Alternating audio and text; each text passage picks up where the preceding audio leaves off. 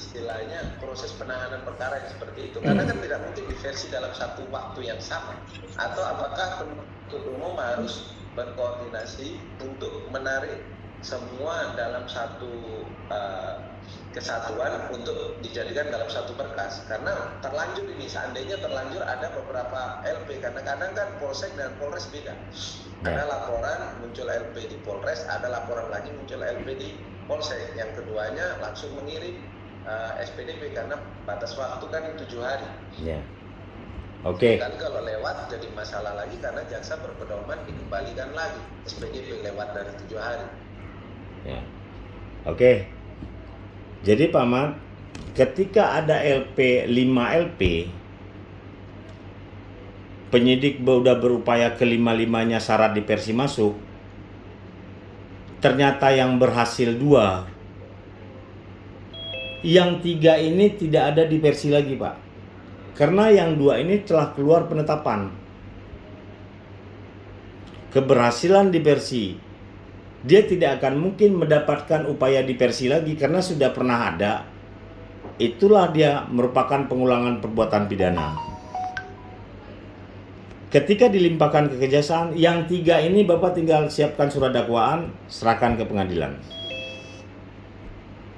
Karena dia terkunci dengan telah adanya penetapan ketua PN terhadap diversi yang 2 ini dia berhasil. Dia dianggap telah melakukan pengulangan tindak pidana.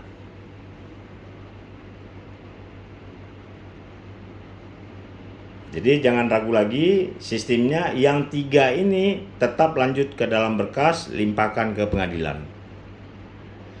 Apa dasarnya ketika ditanya, kenapa nggak Bapak diversikan? Bagaimana diversikan?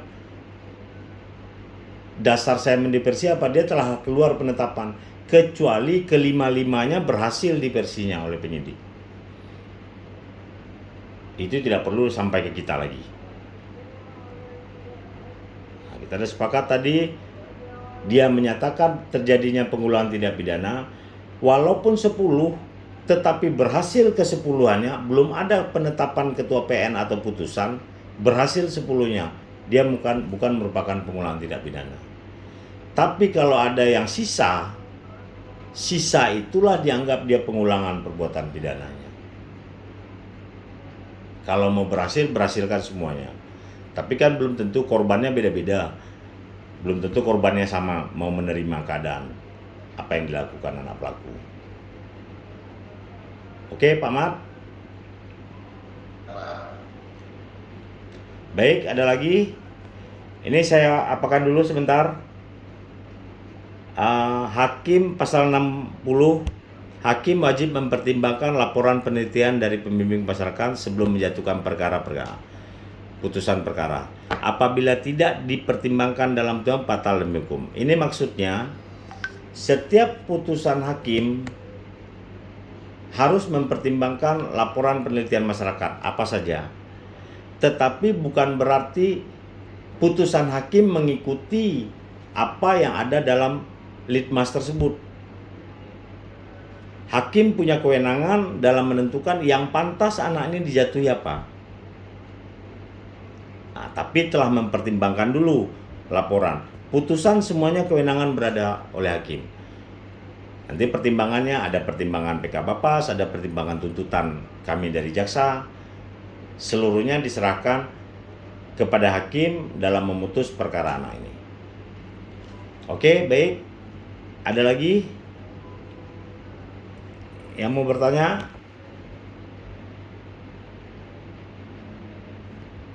Pak.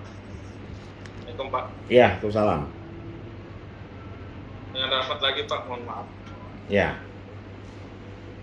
Pak, saya cuma berbicara atau bertanya terkait teknisnya saja Pak. Ketika ada kendala di lapangan, tadi saya mempatkan disinggung terkait dengan penahanan. Nah, kalau di Undang-Undang SPPA kan tadi Bapak sebutkan kalau sudah ada jaminan dari orang tua berarti anak yang seharusnya bisa ditahan oleh ketentuan perundang-undangan kita tidak dapat menahannya. Betul. Yang jadi masalah kan tadi ketika tidak ada ancaman yang bahaya. Seperti contoh Pak, kasus di Sulawesi Utara ini kan ada kemarin di Kota Lombok itu 9 anak melakukan penganiayaan terhadap 1 anak sehingga menyebabkan kematian. Nah, itu mereka kan tidak bisa dipidana, Pak, tidak bisa ditahan, Pak. Namun keselamatan anak ini kan dipertanyakan, Pak, apakah mereka di luar ini apakah aman atau tidak. Nah, namun yang kendalanya kami ini, Pak, terutama yang di kepulauan ini, Pak, kami ini tidak ada, Pak, LPAS itu, Pak, lembaga penitipan anak sementara. Nah, LPKA-nya pun berada di daratan, Pak, di jaraknya 15 jam. Nah, kira-kira, Pak, apa solusinya, Pak, ketika kita menemukan masalah tersebut, sehingga kita bisa mengupayakan hal-hal yang terbaik bagi anak yang melakukan tindak pidana, Pak. Terima kasih. Ya. Nah, ini memang ada kendala. Kalau yang masih di pulau-pulau itu 15 jam ya ke apa ya? Ke kabupatennya.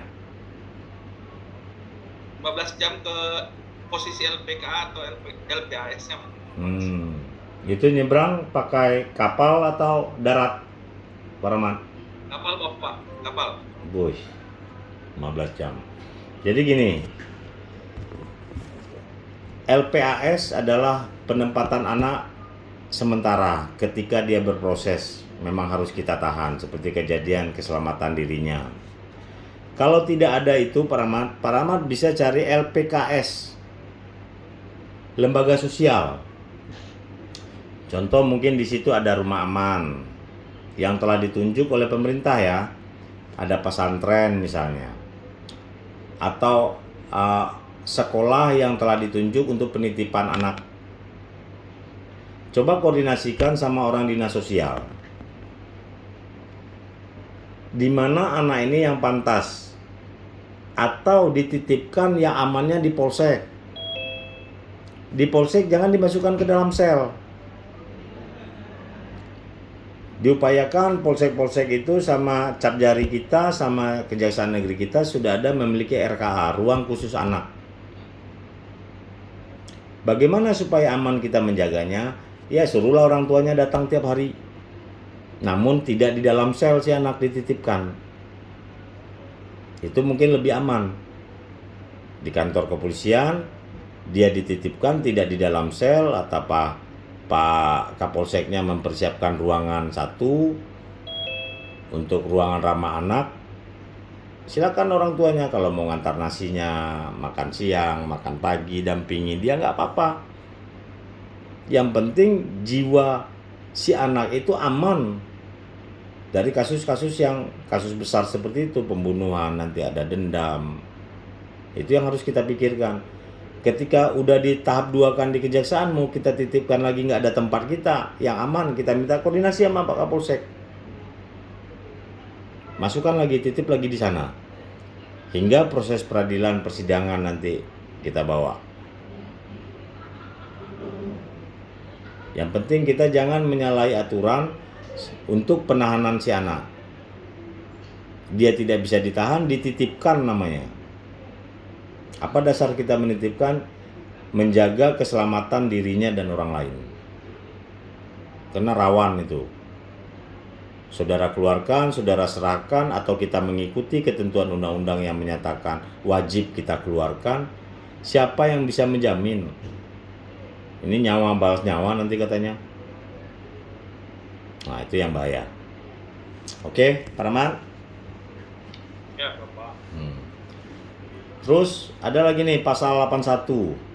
Anak dijatuhi pidana penjara di LPKA apabila keadaan perbuatan anak akan membahayakan masyarakat.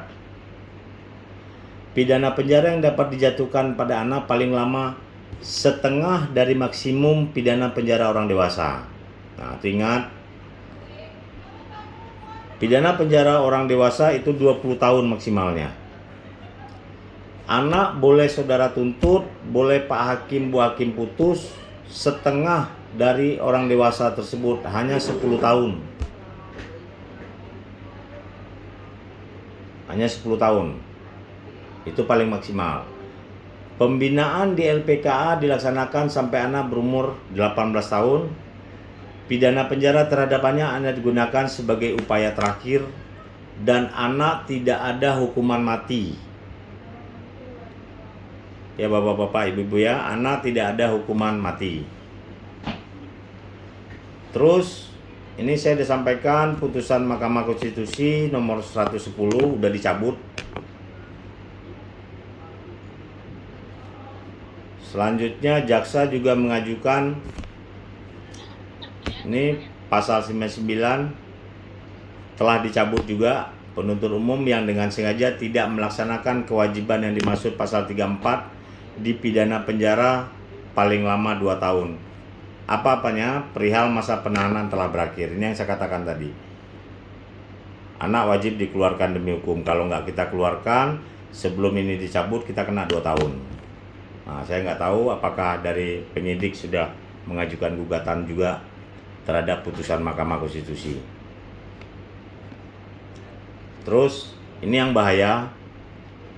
Setiap orang membuka rahasia identitas anak di penjara paling lama 5 tahun, denda paling banyak 500 juta rupiah. Kita mungkin udah biasa setiap sidang wartawan nanya, "Bang, minta Bang surat dakwaannya, Bang." Dia dapat foto, dapat apa, kita min kasih. Di situ ada di identitas si anak. Itu bisa bersama-sama kita nanti.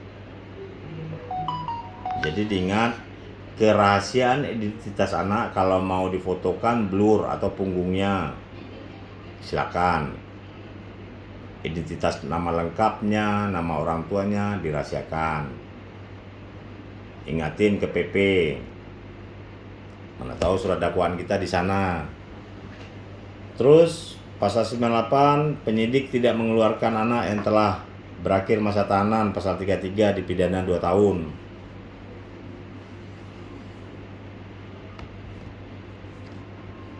Jadi dari beberapa sanksi ini kita pahami jangan sampai kita terkena. Baik, hampir jam 4. Sekian dalam menangani perkara anak, wajib memperhatikan kepentingan terbaik bagi anak dan mengusahakan suasana kekeluargaan tetap terpelihara. Jadi dengan adanya upaya diversi, musyawarah diversi, ciptakanlah suasana kekeluargaan yang sebelumnya mereka marah-marah, akhirnya dengan bapak-bapak, ibu-ibu melakukan musyawarah diversi, mereka saling maaf-memaafkan, saling salam bersalaman dan menjadi keluarga yang baik di lingkungan mereka masing-masing. Mungkin itu dulu yang dapat saya sampaikan bapak-bapak, ibu-ibu. Semoga pembahasan kita saat ini bisa dapat bermanfaat untuk kebutuhan pelaksanaan tugas kita di lapangan. Oke, saya cukup sampai di sini dulu para penyelenggara.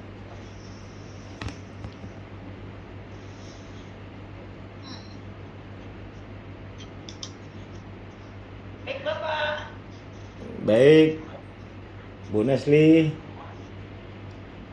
Iya, Bapak. Terima kasih, Bapak. Ya.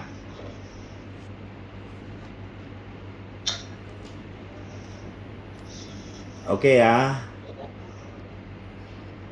Saya live ya. Terima kasih, Pak. Terima kasih, Bapak. Sama-sama. Terima kasih, Pak. Ya. Asal, Pak. Terima kasih, Bapak. Terima kasih, Pak. Terima kasih. Pak. Pak Haidir, Pak. Baik. Bapak penyelenggara. Bapaknya lagi sholat. Lagi sholat asar, Mbak.